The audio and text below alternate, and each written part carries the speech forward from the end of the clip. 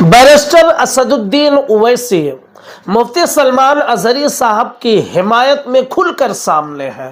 कल बिहार में एक जनसभा किया और मुफ्ती सलमान अजहरी साहब के हवाले से खुलकर बैरिस्टर असदुद्दीन ओवैसी ने बातें कही हैं। कौन कौन सी बातें कही हैं, क्या क्या उन्होंने कहा है, वाकई सुनने के लायक है। कुछ वक्त आप निकाल दें और उसके बाद में मुफ्ती सलमान अजहरी साहब के हवाले से या और दीगर मुद्दों पर बैरिस्टर असदुद्दीन ओवैसी ने क्या क्या कहा है, बहुत ध्यान से सुनकर इसे समझ लें।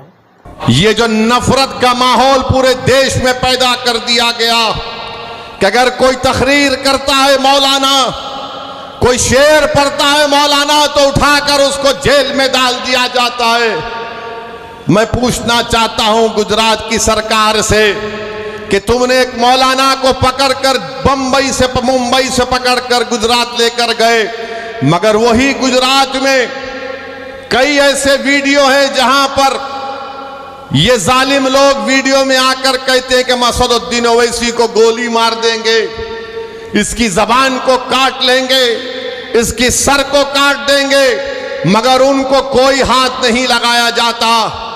मगर कोई एक शेर पढ़ देता है तो उस अशार के गलत माने निकालकर मुंबई से मौलाना को लेकर चले जाते हैं। 3-3 मुकदमे उन पर बुक कर दिए जाते हैं।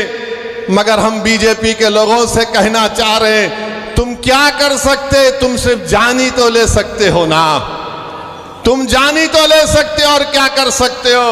अगर मेरे मुकद्दर में जो लिखा अल्लाह ने लिख दिया वो तो पूरा होकर रहेगा, मगर जब तक हम जिंदा रहेंगे हम बातिल को बातिल कहेंगे, हम बातिल से समझौता नहीं करेंगे, हम बातिल को खुश करने के लिए अपनी पॉलिसी को लचकदार नहीं बनाएंगे।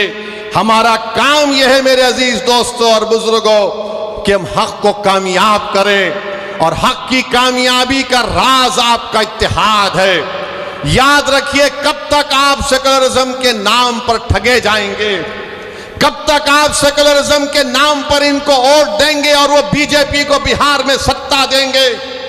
मैंने 2015 में भी कहा था तुमसे, मगर तुमने मेरी बात का यकीन नहीं किया।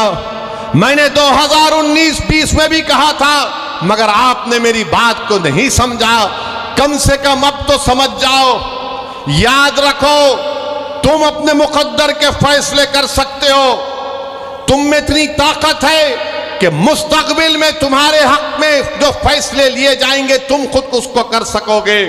अगर आज आप मुत्तहिद होकर अपने वोट का इस्तेमाल नहीं करेंगे तो नुकसान आपका होगा, नुकसान सीमांचल की गरीब जनता का होगा। ये आवाज को उठना चाहिए मेरे अजीज दोस्तों और बुजुर्गों। आप देखते हैं कि भारत की पार्लियामेंट में हर मसले के ऊपर मजलिस इत्तेहादुल मुस्लिमीन के अरकान पार्लिमान अपनी आवाज को उठाते हैं। किशनगंज में अलीगढ़ मुस्लिम यूनिवर्सिटी का मसला मजलिस के एमपी उठाते हैं। मसाजिद का मसला 500-600 साल की मेहरौली की मस्जिद को शहीद कर दिया गया। क्या आपके किशनगंज के कांग्रेस के एमपी ने मुंह खोला? नहीं बोल सके। किसने बोला? मजलिस इत्तेहादुल मुस्लिमीन ने उसकी आवाज उठाई। आप देखते हैं बिल्किस बानो का मसला हुआ, किसने पार्लियामेंट में उसका मसला उठाया? मजलिस ने उसको आवाज उठाई इंसाफ के लिए। तो मेरे अजीज दोस्तों और बुजुर्गों, मेरी आपसे सिर्फ यही अपील है कि आने वाले लोकसभा के चुनाव में आप मुत्तहदा तौर पर एक अच्छा फैसला लीजिए। हम भी नहीं चाहते कि बिहार में बीजेपी और नीतीश कुमार के एमपी कामयाब हो जाएं। हम तो शुरू से कोशिश कर रहे हैं रोकने की, मगर जो लोग आपका वोट लेकर मोदी के गोद में बैठकर चाय पीती है, कभी आप इनसे भी तो पूछो कि तुमने हमारा वोट लेकर तुमने कैसे बीजेपी को सत्ता दे दी बिहार में। मेरे अजीज दोस्तों और बुजुर्गों, आप देख रहे हैं कि कैसे किस तरीके से कभी हमारी मसाजिद को निशाना बनाया जाता है, कभी शरीयत ने मदाखलत की बात की जाती है। उत्तराखंड में यूनिफॉर्म सिविल कोड का एक नाम से एक बिल ला लिया गया, वो यूनिफॉर्म तो है ही नहीं।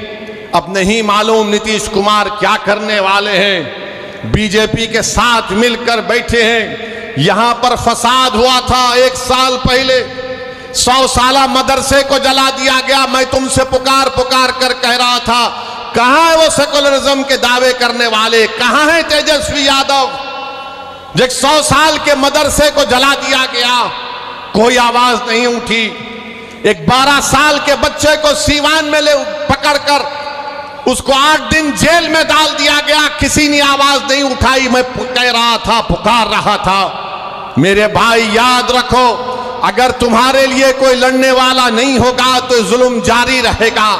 हमारे वतन अजीज की हकीकत यही है कि जब तक तुम्हारी आवाज नहीं होगी, तुम्हारा कोई पुरसाने हाल नहीं हो सकता है। जब तक तुम्हारा नेता नहीं होगा, कोई तुम्हारा काम नहीं कर सकेगा। आप बताइए, इतनी बड़ी तादाद में सर्वे हो गया, का सेंसस हुआ, जो अख्तर भाई ने मुझे यहां पर बताया कि इतना बड़ा सर्वे यहां पर हुआ सुरजापुरी बरादरी का। अख्तर भाई ने बताया कि सुरजापुरी बरादरी 24 लाख है और उनको नौकरी मिलनी चाहिए 38,000 के करीब, और उनको नौकरी मिली सिर्फ 15,350। क्या सुरजापुरी भाइयों ने कि फिर फैसला कर लेंगे कि तुम इनको वोट दोगे? सोचो आपको मैं बुरा लगता हूं ना इनकी मेरी बात बुरी लगती है, तो ये तो गवर्नमेंट कह रही है।